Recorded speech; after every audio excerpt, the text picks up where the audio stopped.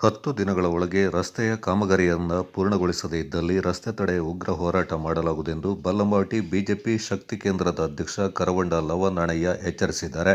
ನಾಪೋಕ್ಲುವಿನಲ್ಲಿ ಸುದ್ದಿಗೋಷ್ಠಿಯಲ್ಲಿ ಮಾತನಾಡಿದ ಅವರು, ಮತ್ತೊಮ್ಮೆ ಬಿಜೆಪಿ ವತಿಯಿಂದ ನಾಡಿನ ಎಲ್ಲ ಸಂಘ ಸಂಸ್ಥೆಗಳ ಮತ್ತು ರೈತರ, ಸಾರ್ವಜನಿಕರ ಸಹಯೋಗದೊಂದಿಗೆ ರಸ್ತೆ ತಡೆ ನಡೆಸಿ ಉಗ್ರ ಹೋರಾಟವನ್ನು ನಡೆಸಲಾಗುತ್ತೆ ಎಂದರು. ನಾಪೋಕ್ಲುವಿನಿಂದ ಬಲ್ಲಮಾಟಿವರೆಗಿನ ಮುಖ್ಯ ರಸ್ತೆಯಿಂದ ಯಾವುದೇ ರಿಪೇರಿ ಕೆಲಸ ಮಾಡದೆ ಅಥವಾ ಮರು ಡಾಂಬರೀಕರಣ ಮಾಡದೆ ಹಾಗೇನೆ ಬಿಡಲಾಗಿದೆ. ಎಲ್ಲ ಕಡೆ ಕಳಪೆಯಾಗಿದ್ದರೂ ಗುಂಡಿ ಮುಚ್ಚುವ ಕೆಲಸ ಮಾಡಲಾಗಿದೆ. 2 ತಿಂಗಳ ಹಿಂದೆ ಬಿಜೆಪಿ ವತಿಯಿಂದ ಮತ್ತು ಸಂಘ ಸಂಸ್ಥೆಗಳ ಸಹಯೋಗದೊಂದಿಗೆ ರಸ್ತೆ ತಡೆ ಮಾಡಿ ಲೋಕೋಪಯೋಗಿ ಇಲಾಖೆಗೆ, ಜಿಲ್ಲಾಡಳಿತ ಮತ್ತು ಸರ್ಕಾರಕ್ಕೆ ಮನವರಿಕೆ ಮಾಡಲಾಗಿತ್ತು. ಇಂದು 10 ದಿನಗಳ ಒಳಗೆ ಈ ರಸ್ತೆಯ ಕಾಮಗಾರಿಯಿಂದ ಪೂರ್ಣಗೊಳಿಸದೇ ಇದ್ದಲ್ಲಿ ಮತ್ತೊಮ್ಮೆ ಬಿಜೆಪಿ ವತಿಯಿಂದ ನಾಡಿನ ಎಲ್ಲ ಸಂಘ ಸಂಸ್ಥೆಗಳ ಮತ್ತು ರೈತರ, ಸಾರ್ವಜನಿಕರ ಸಹಯೋಗದೊಂದಿಗೆ ರಸ್ತೆ ತಡೆ ನಡೆಸಿ ಉಗ್ರ ಹೋರಾಟ ನಡೆಸಲಾಗುವುದೆಂದು ಕರವಂಡ ಲವನಾಣಯ್ಯ ಎಚ್ಚರಿಸಿದ್ದಾರೆ. ನಾಪೋಕ್ಲಿನಿಂದ ಬಲ್ಲಮಾಟಿವರೆಗೆ ಇರತಕ್ಕಂಥ ಒಂದು ರಸ್ತೆ ಸುಮಾರು 4 ತಿಂಗಳಿಂದ ಪಾಳು ಬಿದ್ದೋಗಿದೆ. ಅಲ್ಲಿ ವಾಹನ ಚಲಿಸಲಿಕ್ಕೆ ಸಾಧ್ಯನೇ ಇಲ್ಲ. ಯಾರು ಬೇಕಾದ್ರೂ ನೋಡ್ಬೋದು. ಈಗಲೂ ಸಹ ನಾವೊಂದು ಎರಡೂವರೆ ತಿಂಗಳ ಹಿಂದೆ ನಾವು ಬಿಜೆಪಿ ವತಿಯಿಂದ ನಾಪೋಕ್ನಲ್ಲಿ ಒಂದು ಪ್ರತಿಭಟನೆಯನ್ನು ಮಾಡತಕ್ಕಂಥ ಸಂದರ್ಭದಲ್ಲಿ ಆಗ ಇಲಾಖೆಯವರು, ಬಿಡಬ್ಲ್ಯೂ ಇಲಾಖೆಯವರು ಬಂದಿದ್ರು, ಅಧಿಕಾರಿ ವರ್ಗದವರು ಬಂದಿದ್ರು, ಎಲ್ಲ ಬಂದು ಹೇಳಿದ್ರು, ಇನ್ನು 10 ದಿವಸ 15 ದಿವಸದಿಂದ ಕೆಲಸ ಮಾಡ್ತೀವಿ, ಹಾಗೆ ಹೀಗೆ ಅಂತ ಹೇಳಿ ನಮಗೆ ಸಭೆ ಹೇಳಿ ಒಂದು ಪ್ರಾಮಿಸ್ ಮಾಡಿ ಹೋಗಿದ್ದಾರೆ. ಇತ್ತೀಚೆಗೆ ನಾವು 2.5 ತಿಂಗಳು ಕಳೆದು ಮಳೆ ಮುಗಿದ ತಕ್ಷಣ ಮಾಡ್ತೀವಿ ಹೇಳಿದ್ರು, ಆದ್ರೆ ಮಾಡಿಲ್ಲ. ಯಾವ ಕಡೆ ಬಲ್ಲಮಾಟಿ ಒಂದು ಮಧ್ಯಭಾಗದ ಒಂದಷ್ಟು ಜನ ಕಳಪೆ ರೀತಿಯ ಒಂದು ಗುಂಡಿ ಮುಚ್ಚುವಂತ ಕೆಲಸವನ್ನು ಅವರು ಮಾಡಿದ್ದಾರೆ ಅಷ್ಟೇ, ಕಣ್ಣು ಮುಚ್ಚುವ ಜನರು ಕಣ್ವರಿಸುವಂತ.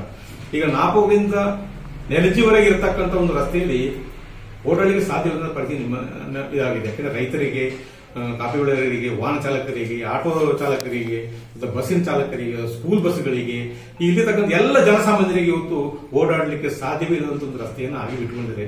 ನಾವು ಇದರ ಬಗ್ಗೆ ವಿಚಾರಿಸಿದಾಗ, ಇಲಾಖೆ ವಿಚಾರಿಸಿದಾಗ ಅವರು ಹೇಳ್ತಾರೆ, ಸ್ವಾಮಿ ಅದನ್ನ ತಡೆ ಹಿಡಿಯಲಾಗಿದೆ ನಿಮ್ಮ ಒಂದು ರಸ್ತೆಯನ್ನು ಅಂತ. ಯಾಕೆಂತ ಕೇಳೋದು ಗೊತ್ತಿಲ್ಲ. ಅದು ಮೇಲಿಂದ ಆದೇಶ ಬಂದಿದೆ, ಅದು ಇವತ್ತು ಹೋಗಿ ಹೇಳ್ತಾ ಇದ್ದಾರೆ, ನಮ್ಮ ತಪ್ಪಿಸಿಕೊಳ್ಳುವಂತ ವ್ಯವಸ್ಥೆಗಳಿದ್ದಾವೆ.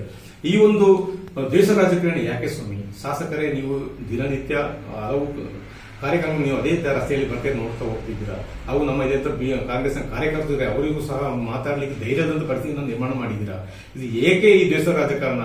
ಈ ವಿಭಾಗದ ಜನರ ಮೇಲೆ ನಿಮಗೆ ಯಾಕೆ ಕರುಣೆ ಇಲ್ಲ? ಈ ಜನರಿಗೆ ಯಾಕೆ ಕಷ್ಟವನ್ನು ಕೊಡ್ತಾ ಇದ್ದೀರಾ? ಈ ಮುಂದಿನ ದಿನಗಳಲ್ಲಿ ಇದರಿಂದ ನಾವು ತುಂಬಾ ಕಷ್ಟವನ್ನು ಅನುಭವಿಸುವ ದಿನಗಳು ಬರ್ತಾ ಇದ್ದಾವೆ. ಅದಕ್ಕಾಗಿ ನಾವು ಹೇಳುದು, ಇನ್ನೊಂದು 10 ದಿವಸದಲ್ಲಿ, ಇವತ್ತು ತಾರೀಕು 12, ತಾರೀಕು 22, 23ನೇ ತಾರೀಕಿನ ನಂತರ ಅದರ ಒಳಗೆ ನೀವು ಈ ರಸ್ತೆಯನ್ನ ಒಂದು ಮರು ಡಾಂಬರೀಕರಣ ಮಾಡಿ, ಇಲ್ಲೇ ಕಳಪೆ ಆದ್ರೂ ಪರವಾಗಿಲ್ಲ, ಗುಂಡಿ ಮುಟ್ಟುವಂತ ಕೆಲಸ ಮಾಡಿ ಜನರು ಓಡಾಡುವಂತ ವ್ಯವಸ್ಥೆಯನ್ನು ಮಾಡಿಕೊಡಿ. ಇಲ್ಲದೆ ಹೋದ್ರೆ ನಾವು 23ನೇ ತಾರೀಕಿನ ನಂತರ ನಾವು ಮತ್ತೊಮ್ಮೆ ಬಿಜೆಪಿ ವತಿಯಿಂದ ಇಡೀ ನಾಡಿನ ಸಂಘ ಸಂಸ್ಥೆ, ಆ ಚಾಲಕರ ಸಂಘ ಇರಬಹುದು, ರೈತರು ಇರಬಹುದು, ಸಾರ್ವಜನಿಕ ಸಂಘ ಸಂಸ್ಥೆಗಳಿರಬಹುದು, ಹಿರಿಯ ನಾಗರಿಕರಿರ್ಬೋದು, ಎಲ್ಲರನ್ನು ಸೇರಿಕೊಂಡು ನಾವು ಒಂದು ಮತ್ತೊಮ್ಮೆ ರಸ್ತೆ ತಡೆಯನ್ನು ಮಾಡಿ ಮತ್ತೊಮ್ಮೆ ನಿಮಗೆ ಒಂದು ತಿಳಿಯುವ ಕೆಲಸವನ್ನು ನಾವು ಮಾಡ್ತೀವಿ. ದಯವಿಟ್ಟು ಅದಕ್ಕೆ ಅವಕಾಶಗಳನ್ನು ಕೊಡಬೇಡಿ. ಜನರಿಗೆ ಒಂದು ಒಳ್ಳೆಯ ಒಂದು ವ್ಯವಸ್ಥೆ ಆಗುವ ರೀತಿಯಲ್ಲಿ ಒಂದು ರಸ್ತೆ ನಿರ್ಮಾಣ ಮಾಡಿಕೊಡಬೇಕು. ಜಿಲ್ಲಾಡಳಿತ ಇದರಲ್ಲಿ, ಪಿಡಬ್ಲ್ಯೂ ಇಲಾಖೆ ಎಲ್ಲವೂ ಇದರಲ್ಲಿ ಒಂದು ಸಹಭಾಗಿತ್ವ ಹೊಂದಿಕೊಂಡು ಈ ರಸ್ತೆಯನ್ನು ನಿರ್ಮಾಣ ಮಾಡಿಕೊಡಬೇಕಾಗಿದೆ.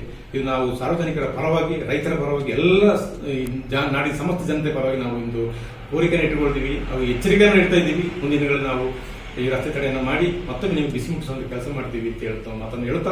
ಗೋಷ್ಠಿಯಲ್ಲಿ ಬಲ್ಲಮಾಟಿ ಶಕ್ತಿ ಕೇಂದ್ರದ ಉಪಾಧ್ಯಕ್ಷ ಮಣವಟ್ಟಿರ ದೀಪಕ್ ಪಂದಪ್ಪ, ಬಲ್ಲಮಾಟಿ ಬಿಜೆಪಿ ಬೂತ್ ಅಧ್ಯಕ್ಷ ಚಿಎಂಡಿ ದಿನೇಶ್ ಗಣಪತಿ, ಪೇರೂರು ಬಿಜೆಪಿ ಬೂತ್ ಅಧ್ಯಕ್ಷ ಮಚ್ಚೂರ ಶರೀನ್ ಬೋಪಣ್ಣ, ಬಲ್ಲಮಾಟಿ ಗ್ರಾಮ ಪಂಚಾಯತ್ನ ಮಾಜಿ ಅಧ್ಯಕ್ಷ ಮುಕ್ಕಾಟಿರ ಸುತನ್ ಸುಬ್ಬಯ್ಯ ಪಾಲ್ಗೊಂಡಿದ್ದರು.